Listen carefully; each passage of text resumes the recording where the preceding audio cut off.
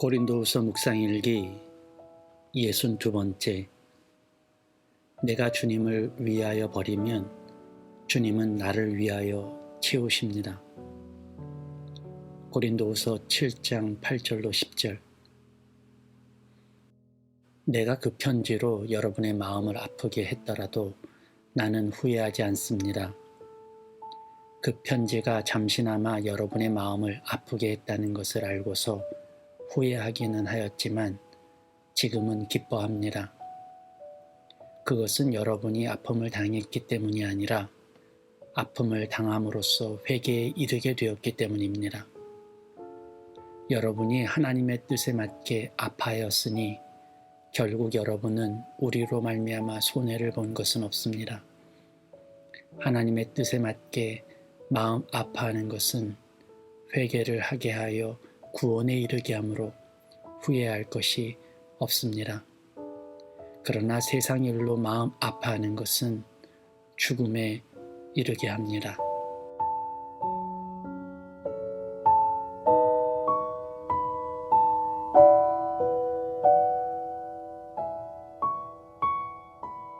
좋은 아침입니다.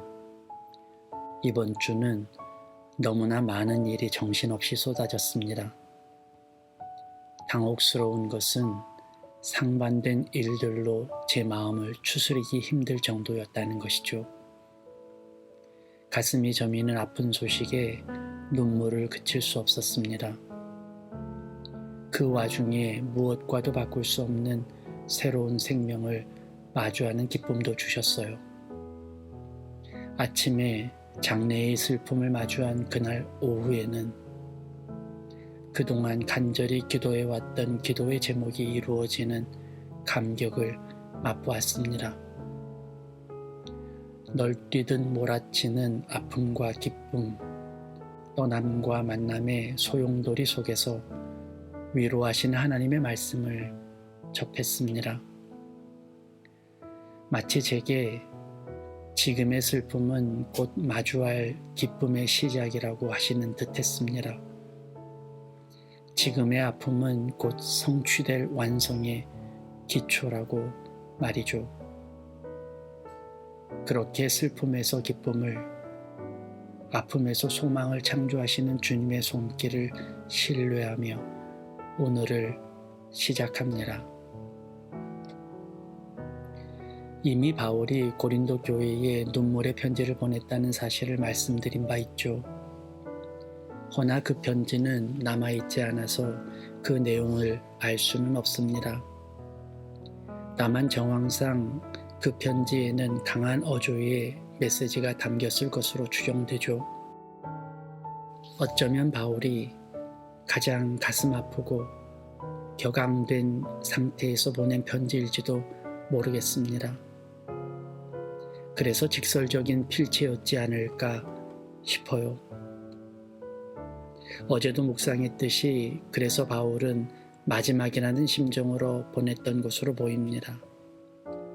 그런데 뜻밖에도 그 편지로 인해 생각지 못했던 일이 벌어지죠. 그들이 그 편지로 말미암아 생각을 바꾸고 회개에 이르렀기 때문입니다. 오늘 본문은 그에 대한 부연 설명을 담고 있습니다. 아마도 바울은 그 편지로 말미암아 고린도 교인들이 상처를 받지 않았을까 생각했던 것 같아요. 그만큼 강하고 날선 어조였던 것이죠. 개인적인 생각입니다만 오늘 본문에서 그 편지로 여러분들이 아파했을 것이라는 구절을 읽을 때 그런 느낌을 받았습니다. 그 편지를 보내고 바울이 잠깐이나마 후회하지 않았을까 하는 느낌이죠. 괜히 보냈나 싶었을지도 모르겠다는, 그리고 너무 강하게 글을 썼나 하고 자책했을지도 모르겠다는 생각이 들었어요. 뭐 따로 근거는 없습니다만 저라면 그런 생각을 하고도 남았을 것 같아요. 그런 자신의 편지로 모든 것이 끝나버리면 후회할 것 같았기 때문이죠. 그런데 하나님의 계획은 달랐습니다. 그 후회할 만한 일이 가장 소중하고 귀히 사용되었으니까요. 때론 과감한 결단이 필요할 때가 있습니다. 버리기에는 아깝고 취하자니 버거운 상태로 미적거리는 일들이 우리에게는 많습니다. 우리에게 필요한 것일수록 우리는 더욱 뜨뜻미지근한 자세를 취할 때가 많죠. 운동을 안 하자니 건강에 문제가 있을 것 같고, 그렇다고 하자니 귀찮아서 그냥 생각으로만 운동을 하는 이들이 얼마나 많은지 모릅니다.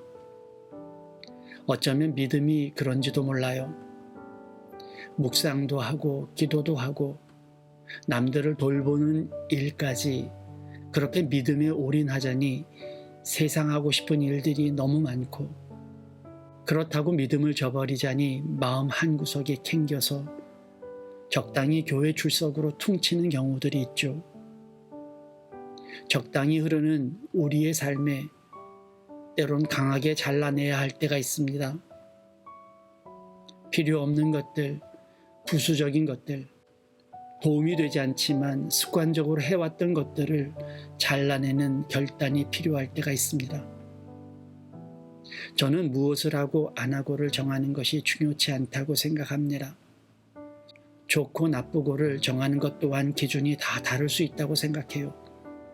그러나 다만 좋아하지 않으면서, 필요하지도 않으면서, 또 자신의 인생에 도움이 되지 않음을 알면서도 지금까지 해왔던 삶의 방식 때문에, 습관 때문에 여전히 후회하면서도 끊지 못했던 것들에 대해서 언젠가 단호한 결단을 내릴 때가 온다는 사실을 기억하면 좋겠습니다. 내가 주님을 위해서 버리면 주님은 나를 위하여 채우십니다. 바울이 주님을 위해 자신의 학문을 버리자 주님께서 그의 학식에 복음의 학문을 더해 주시듯이, 아브라함이 주님을 위해 자신의 소유를 버리고 갈 바를 알지 못한 채 주님을 따라 나서자 하나님께서 그의 소유를 하늘의 별보다 더 많이 주셨듯이 말이죠. 주님을 위해 행하는 나의 결단은 결코 손해보지 않습니다.